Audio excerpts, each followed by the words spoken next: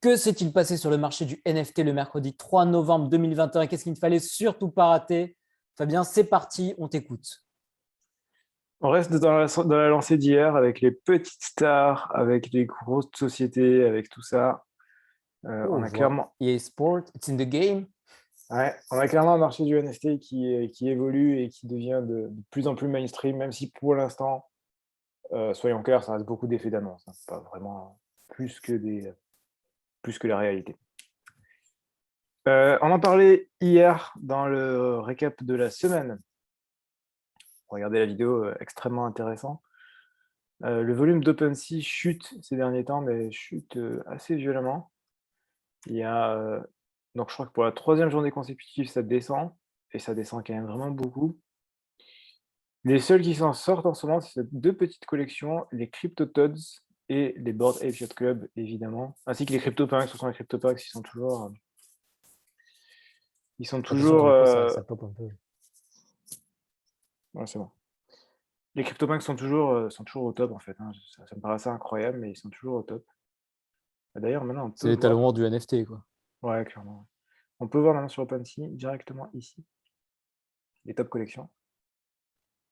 Et on peut voir que les Bored Ape Yacht Club sont tout le temps premiers.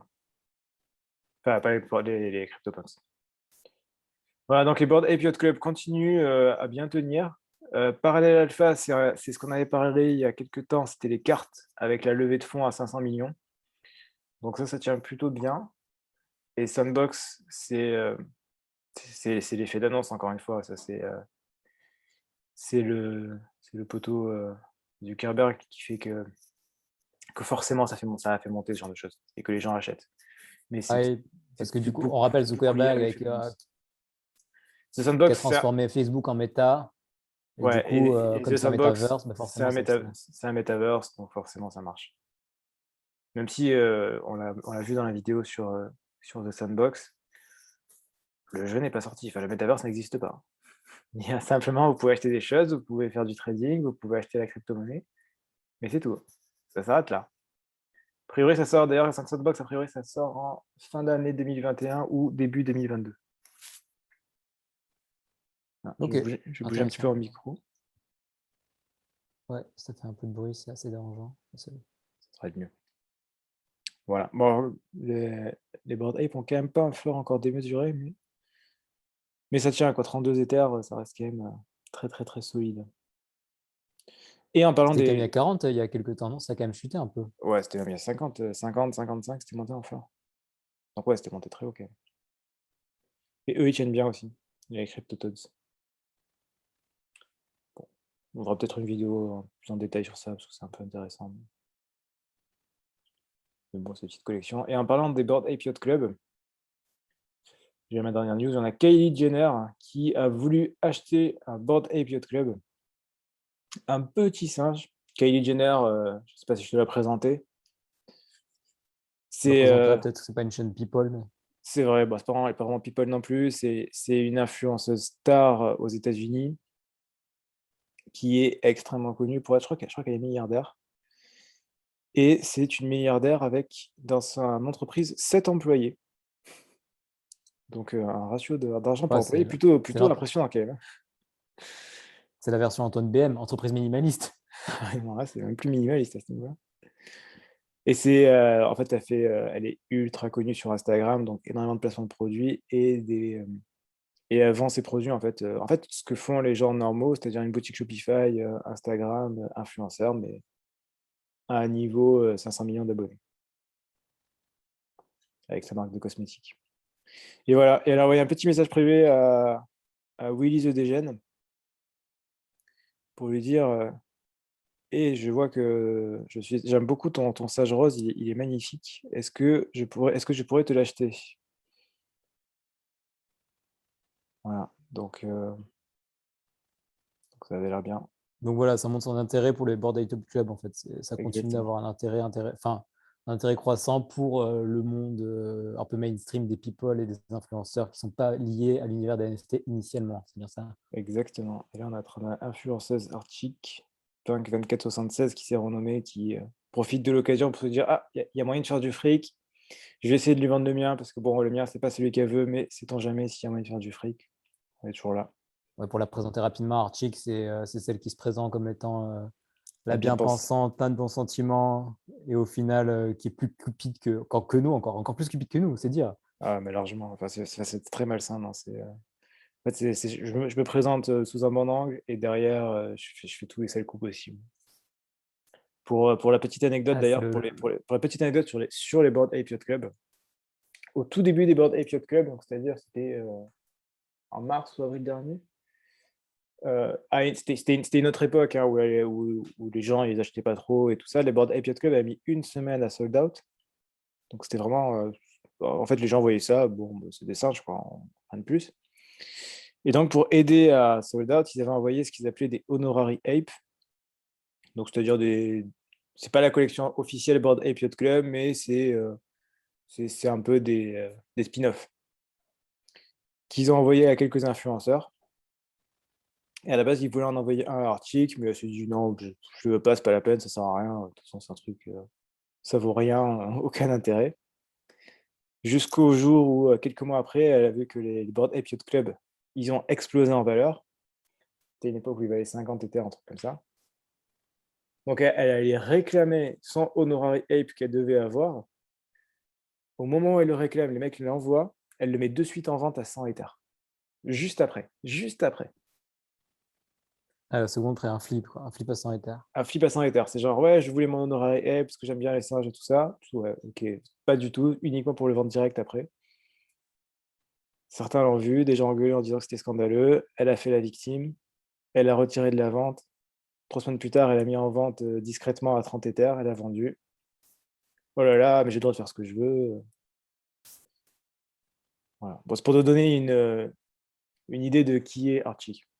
Après, Le tout sous couvert de bons sentiments, d'amour de l'art et tout ça, quoi. exactement. Après, ça reste une influenceuse. Ses tweets influencent les collections, influencent les prix. Donc, ça reste intéressant de la suivre. Encore une fois, il faut dissocier la personne de est-ce qu'on peut gagner de l'argent avec cette personne. Même C'est ça. si ça paraît difficile, mais c'est deux choses différentes. Voilà. Donc après, pour la suite, au passage, parce qu'il y a une suite avec Kylie Jenner. Bon, je pense que c'était beaucoup de com, mais bon. Voilà. Pour l'information, il a bloqué Kylie Jenner. Vous voulez lui répondre ou quoi que ce soit. Bon, je pense Qui a que bloqué Kylie Jenner? c'est le mec qui a reçu l'offre. Ah, pourquoi il l'a bloqué? Franchement, il aurait pu tout simplement lui dire non, je veux pas, mais il a préféré la bloquer.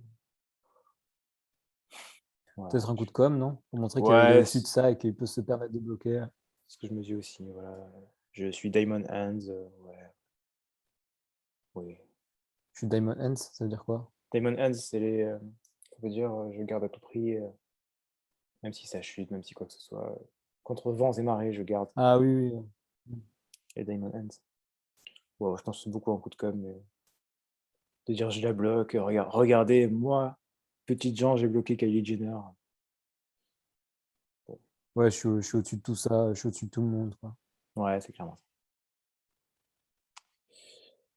Voilà, et ensuite on a eSport, It's in the game.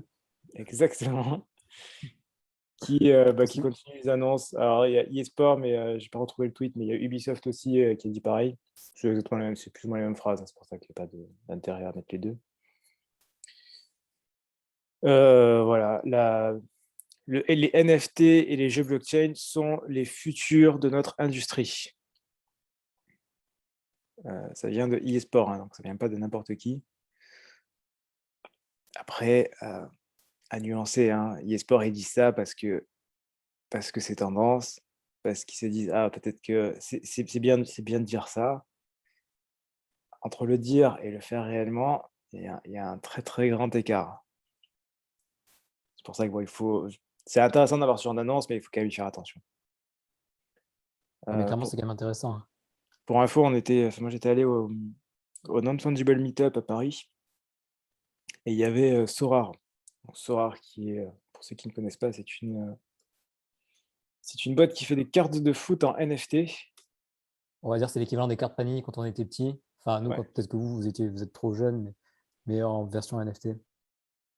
Ouais, donc c'est des cartes de foot avec, tous les joueurs de foot, du moment et avec des clubs et tout ça, des ligues, où ils font des cartes, avec différents niveaux de rareté, uniques, limitées, rares, super rares et ainsi de suite. Et ils viennent de lever, 600 000 000, c'est-à-dire la plus grosse levée de fonds, c'est français, hein, c'est la plus grosse levée de fonds en France. Et qui ils ont en concurrent? Qui c'est qui essaye de gratter les parts de marché? Qui c'est qui essaye de venir? eSport. Ce qui est cohérent puisque forcément ils grignotent le marché. eSport est dans les jeux, enfin ils font tous les jeux de sport. Et là, il y a une entreprise qui est nouvelle et qui prend ce marché-là. Donc voilà, donc plutôt que de dire: «Ouais, on est en concurrence», disons plutôt que nous aussi on adore les NFT, on aime le blockchain, on aime tout ça. C'est quand même mieux. Ouais, je vois, c'est un coup d'annonce pour pouvoir se placer, astucieusement. Exactement. Voilà. Bon, c'est clairement pour aller dire: «Il y a pas que Sora, nous aussi, EA, on va arriver, on va faire des choses». Faire attention à ce genre de choses. Mais bon, vous suivez, tous les jours le récap quotidien, vous savez comment ça se passe. On donne les infos des annonces et de ce qui se passe concrètement tous les jours. Donc comment vous voyez ce qui est dit et ce qui est réellement fait. Exactement. Voilà, c'est tout pour aujourd'hui. OK, c'était une bonne journée, des grosses annonces, quand même de grosses comme on voit, c'est quand même pas mal de grosses entreprises qui s'y mettent et des personnes qui sont un peu extérieures au milieu des NFT, donc ça montre un peu l'engouement vers cet univers. Ouais, clairement. Merci beaucoup Fabien pour ce petit point quotidien. On se retrouve dès demain pour, un nouveau rappel quotidien de ce qui s'est passé sur le marché du NFT. D'ici là, portez-vous bien, faites de l'argent. À la prochaine. Ciao, ciao et mettez-nous un petit pouce bleu. Abonnez-vous. À la prochaine, ciao.